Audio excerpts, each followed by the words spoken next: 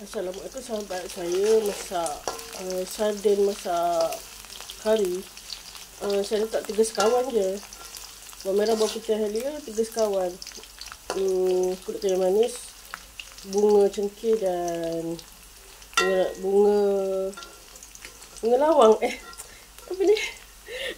Dah tak ingat dah. Ni. Okey, lepas tu tak air sikit.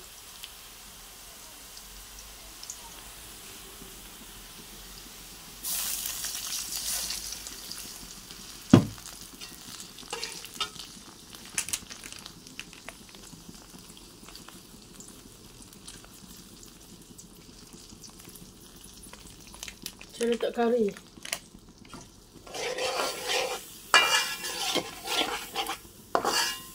Tapi slow ni, saya slowkan.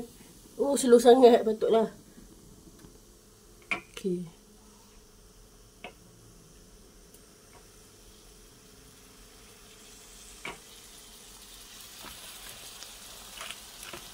Kunyit 1 cukup lah. Untuk bahu sahaja dong.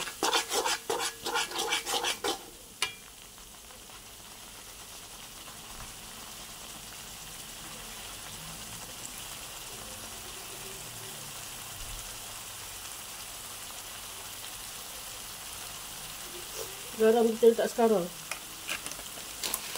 Kita boleh letak sekarang. Aku rasa.